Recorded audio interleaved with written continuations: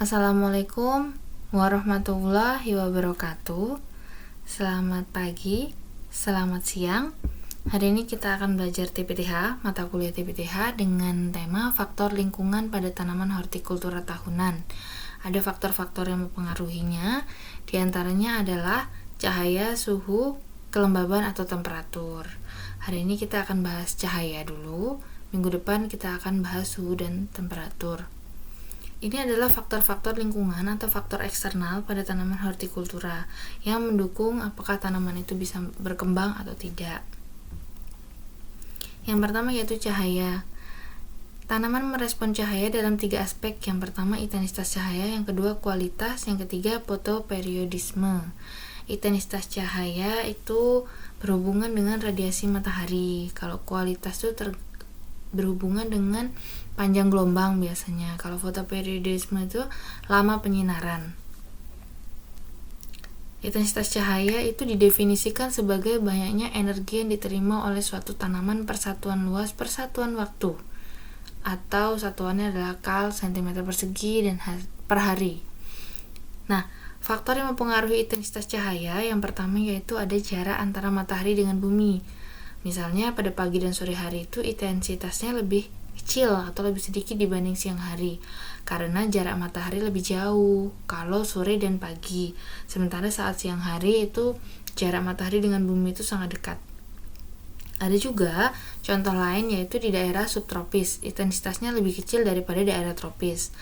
Terlebih lagi daerah tropis yang berada di garis ekuator itu dia akan memiliki intensitas yang lebih tinggi karena jarak antara matahari dan bumi itu sangat dekat.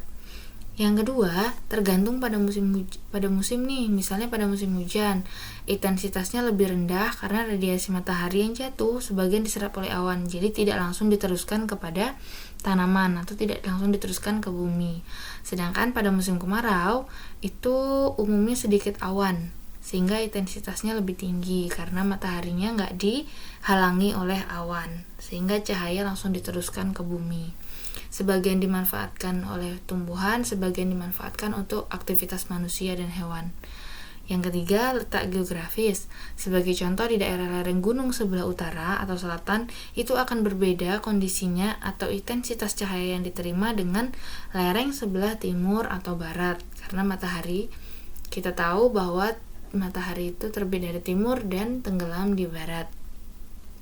Jadi cahaya yang diterima di timur itu di timur dan di barat akan lebih banyak daripada cahaya yang diterima di utara dan selatan. Berdasarkan kebutuhan dan adaptasi tanaman dapat dikelompokkan menjadi 2 ya. Bentuk adaptasi dan kebutuhan tanaman terhadap radiasi matahari ini dibagi menjadi 2 atau dikelompokkan menjadi 2. Yang pertama yaitu golongan Sciophytes atau shade species atau shade loving, yaitu tanaman yang tumbuh baik pada tempat yang ternaungi dengan intensitas radiasi matahari rendah. Contoh tanamannya adalah kopi dan kakao.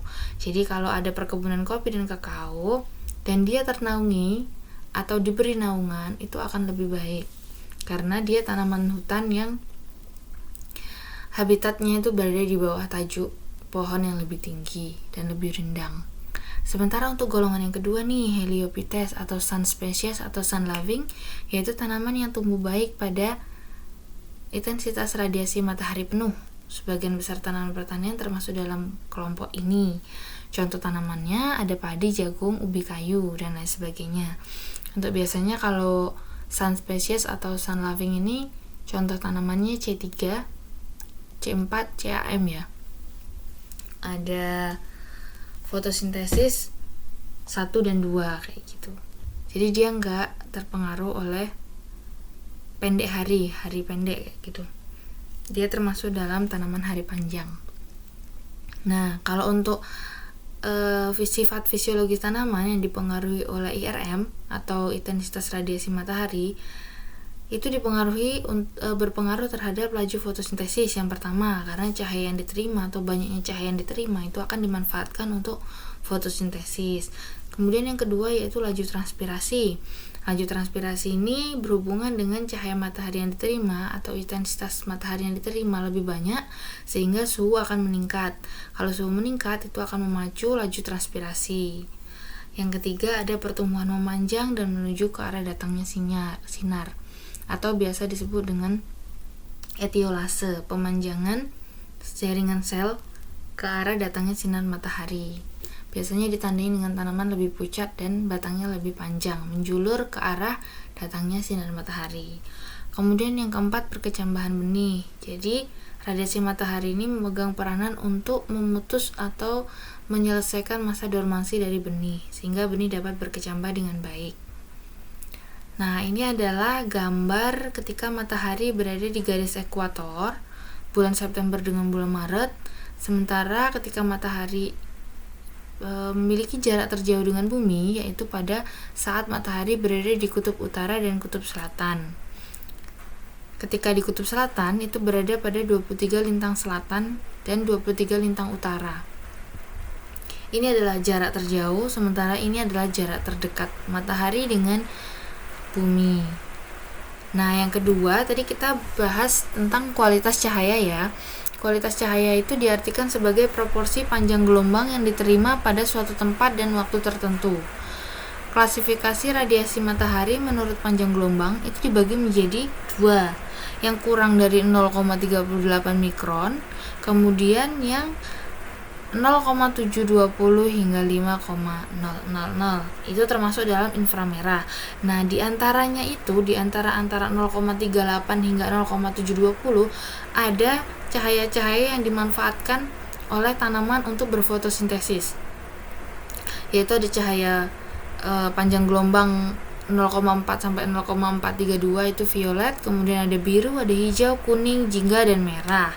Cahaya nampak atau cahaya yang terlihat ini akan digunakan untuk fotosintesis atau fotosintesis active radiation. Jadi radiasi aktif untuk membantu tanaman berfotosintesis. Belajar ya di fisiologi bahwa tanaman itu membutuhkan cahaya matahari untuk fotosintesis, dan warna cahaya atau panjang gelombangnya itu akan berbeda-beda setiap prosesnya. Makanya ada beberapa tanaman yang sangat suka warna merah untuk fotosintesis, atau warna hijau atau warna biru kayak gitu. Jadi ini adalah warna-warna atau radiasi panjang gelombang yang dimanfaatkan tanaman untuk fotosintesis. Jadi tanaman akan maksimal atau optimal berfotosintesis pada panjang gelombang ini. Bagaimana peranannya? Sinar UV itu berperan untuk perkembangan warna, dapat membantu pembentukan pigmen antosianin. Kemudian ada biru dan merah, jenisnya itu peranannya untuk fotosintesis.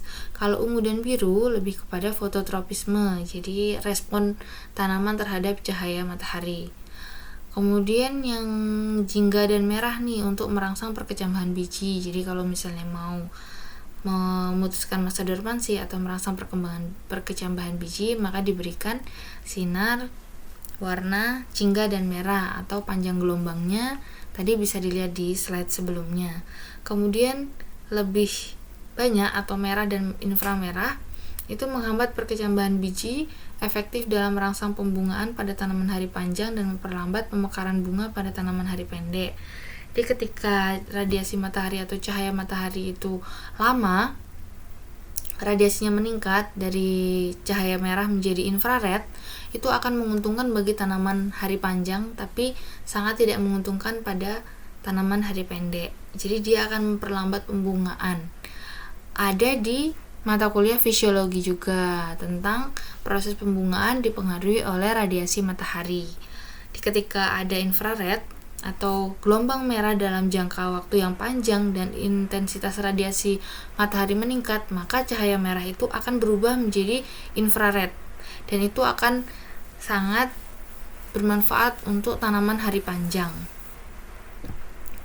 Ingat ya, tanaman hari panjang itu apa aja? Tanaman hari panjang itu tanaman yang membutuhkan penyinaran lebih dari 12 jam. Sementara kalau untuk tanaman hari pendek itu kurang dari 12 jam.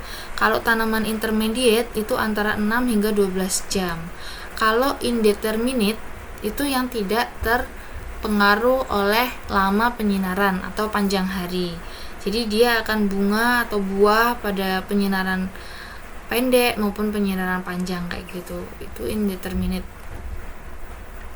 Nah, bagaimana distribusinya spektrum matahari yang diterima tanaman itu tuh akan berbeda-beda tergantung pada yang pertama sudut datang matahari atau jarak matahari dan bumi. Yang kedua, letak daun pada tajuk. Semakin kecil sudut datangnya matahari atau sudut datang sinar matahari, maka semakin panjang perjalanan radiasi matahari, semakin banyak dirubah menjadi gelombang panjang atau sinar merah karena adanya partikel-partikel di atmosfer. Jadi kalau misalnya semakin kecil sudut datang, semakin panjang perjalanan radiasi matahari, maka semakin banyak juga diubah menjadi gelombang panjang. Kalau semakin dekat atau dia tidak ternaungi, maka dia akan lebih pendek, sudut datangnya itu lebih besar.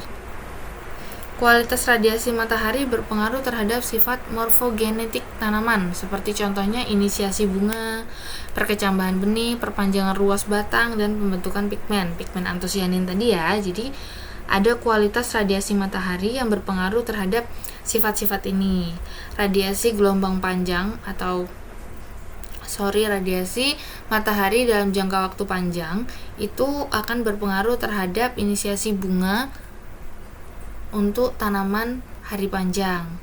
Kemudian bisa bermanfaat untuk perkecambahan benih juga, perpanjangan ruas batang pada tanaman-tanaman hari panjang, dan pembentukan pigmen menggunakan sinar UV. Kalau pada intensitas radiasi matahari terkait dengan fotosintesis itu akan berperan terhadap pembentukan klorofil. Maka dalam kualitas radiasi matahari itu menentukan sifat atau respon sifat morfogenetik tanaman, yaitu senyawa pigmen atau fitokrom. Fitokrom itu adalah perubahan radiasi merah menjadi infrared. Fitokromnya itu berubah dari merah menjadi infrared. Fitokrom ini yang bermanfaat untuk tanaman hari panjang untuk berbunga. Nah, yang ketiga yaitu fotoperiodisme atau panjang hari, yang didefinisikan sebagai panjang atau lamanya siang hari dihitung mulai matahari terbit sampai terbenam, ditambah lama keadaan remang-remang atau pada matahari posisi 6 derajat di bawah cakrawala. Maksudnya berada pada di bawah garis cakrawala itu saat matahari akan terbit dan saat matahari akan terbenam. Jadi radiasinya itu tuh sangat rendah. Jadi posisi 6 derajat. Panjang hari berubah beraturan sepanjang tahun sesuai dengan deklinasi matahari berbeda pada setiap tempat menurut garis lintangnya. Panjang harinya itu akan berubah tergantung posisi matahari. Kalau kemarau dia akan berada pada garis ekuator biasanya. Jadi terbitnya matahari itu agak miring sedikit ke arah timur laut. Biasanya kayak gitu. Nah, yang ketiga ada panjang hari kritis atau fotoperiodisme kritis, yaitu panjang hari maksimum untuk tanaman hari pendek dan minimum untuk tanaman hari panjang, di mana inisiasi pembungaan masih terjadi. Panjang hari kritis berbeda-beda menurut jenis tanaman dan varietasnya. Panjang hari kritis ini tergantung tanamannya. Kalau tanaman hari pendek, dia mendapatkan lama penyinaran lebih dari 6 jam itu sudah masuk masa kritis. Ada beberapa tanaman yang seperti itu, nanti dia akan memberikan ciri-ciri tanaman menjadi layu, kemudian dia akan menguning biasanya karena kebanyakan sinar matahari. Tapi kalau untuk yang tanaman hari panjang, dia nggak akan memberikan ciri-ciri kerusakan fisiologis karena dia sangat suka pada penyinaran matahari panjang atau 12 jam penyinaran ya. Kemudian berdasarkan respon terhadap tanaman hari panjang dapat dibagi menjadi 3. Yang pertama tanaman hari pendek atau short day plant, ada stroberi, kentang, ubi jalar, kacang-kacangan, dan krisantemum atau tanaman krisan. Yang kedua tanaman hari panjang low day plant, itu ada lobak, selada, aster, gardenia. Aster dan gardenia ini termasuk tanaman hias ya. Yang ketiga tanaman hari netral atau dia tidak terpengaruh oleh lama penyinaran atau biasa disebut dengan indeterminate. Tomat, lobak, dan carnation. Tomat, lombok, dan carnation. Jadi cabai dan tomat itu tidak terpengaruh oleh hari panjang atau hari pendek. Itu tadi fotoperiodisme. Kemudian panjang hari atau fotoperiodisme itu tuh mempengaruhi beberapa aspek pertumbuhan tanaman. Yang pertama, inisiasi bunga. Yang kedua, ada produksi dan kesuburan putih tepung sari pada jagung. Yang ketiga, pembentukan umbi pada kentang, bawang putih, dan tanaman ubi-ubi lainnya. Yang ketiga, dormansi benih, terutama pada gulma dan beberapa tanaman bunga. Yang keempat, pertumbuhan tanaman secara keseluruhan seperti pembentukan anakan, percabangan, dan pertumbuhan memanjang. Jadi panjang hari itu sangat berpengaruh terhadap pertumbuhan tanaman, terutama pada inisiasi bunga. Kalau pada tanaman hari panjang, dia membutuhkan perubahan dari merah menjadi infrared atau fitokromnya berubah, sehingga dia akan lebih cepat inisiasi bunganya.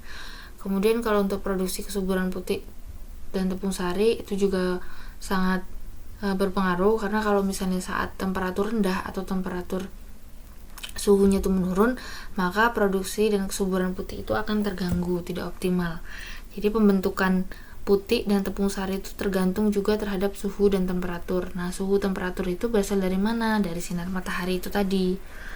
Sementara untuk membentukkan umbi kentang, bawang putih itu membutuhkan sinar matahari karena butuh fotosintesis dan effort dari sinar matahari. Kalau misalnya pas pembentukan umbi itu kurang sinar matahari, maka biasanya umbinya akan kecil-kecil. Untuk dormansi benih, tanaman gulma ya terutama, itu sangat membutuhkan matahari karena agar dia bisa memecah cadangan makanannya, kayak gitu. Pertumbuhan secara keseluruhan seperti pembentukan anakan, percabangan, dan pertumbuhan memanjang itu sangat umum di tanaman atau aspek fisiologisnya ya. Nah, dari hasil penelitian itu menunjukkan bahwa bertambahnya umur tanaman yang ada pada tumbuhan panjang hari tidak cocok disebabkan karena adanya perpanjangan fase vegetatif atau vegetatif akhirnya melambat, sedangkan fase reproduktifnya itu akan tetap. Jadi kalau bertambahnya umur tanaman yang tumbuh pada panjang hari yang tidak cocok, itu bisa menyebabkan vegetatifnya atau fase vegetatifnya akan lambat, dan fase reproduktifnya itu tuh akan menjadi tetap. Jadi dia akan lebih lama di fase vegetatif. Misalnya hanya butuh waktu 2 minggu karena lama penyinaran itu lebih banyak pada tanaman hari pendek, maka dia akan lebih memanjang, biasanya 3 minggu masih dalam fase vegetatif kayak gitu. Nah, kalau untuk tanaman-tanaman hari pendek, kalau misalnya disinarin terus dan dia mendapat tanaman hari panjang, biasanya hasilnya dia akan lebih kecil-kecil. Atau misalnya pada tanaman hias. Pada tanaman hias, kalau krisantemum atau tanaman krisan itu kalau diberi radiasi matahari yang terlalu berlebihan, maka dia bunganya akan kecil-kecil diameternya. Tuh. Kemudian untuk mengatasi faktor cahaya yang kurang menguntungkan, dilakukan tindakan agronomi. Yang pertama ada arah baris tanaman utara selatan, bukan timur ke barat ya. Jadi arah baris tanamannya itu utara ke selatan. Yang kedua pembuatan naungan. Pada pembibitan ini naungan dibuat miring. Jadi arahnya timur ke barat. Bagian timur lebih tinggi untuk mendapatkan intensitas cahaya lebih banyak di timur. Kemudian pemberian tudung panas hot cap pada bibit sehabis di transplanting. Biasanya kalau di pembibitan itu ada hot capnya itu tuh dari jaring-jaring plastik kayak gitu ya, yang hijau, yang hitam kayak gitu. Hitam, ada putih, ada hijau kayak gitu. Untuk mengurangi cahaya matahari yang diterima oleh bibit tanaman. Yang keempat itu pemberian cahaya tambahan dalam greenhouse pada daerah subtropis. Karena subtropis itu kekurangan cahaya matahari, sehingga dia memanfaatkan teknologi pemberian cahaya UV biasanya di greenhouse. Yang kelima yaitu pemulsaan. Jadi lebih kepada mengurangi atau memberikan intensitas cahaya yang menguntungkan untuk membantu mengurangi hama pada tanaman. Biasanya pemberian mulsa MPHP, mulsa plastik hitam perak itu diberikan untuk tanaman-tanaman hortikultura kayak cabai, tomat, bawang kayak gitu juga. Karena fungsinya adalah bagian peraknya itu akan memantulkan cahaya matahari sehingga hama atau insek yang ada di bawah daun itu dia akan terpapar cahaya matahari sehingga dia nggak akan bersembunyi di bawah ketiak daun. Biasanya di tanaman cabai, tanaman tomat itu ada jamur-jamur atau ada fungi, ada insek di bagian bawah daun. Sehingga kalau adanya mulsa hitam perak ini, mulsa plastik hitam perak itu akan membantu mengurangi gejala serangan OPT, organisme pengganggu tanaman. Nah, itu tadi materi yang sudah saya sampaikan. Semoga bermanfaat. Kurang lebihnya saya mohon maaf. Jika ada yang ingin ditanyakan, silahkan melalui WhatsApp group atau melalui chat di Sunan. Begitu ya. Saya akhiri. Wassalamualaikum warahmatullahi wabarakatuh.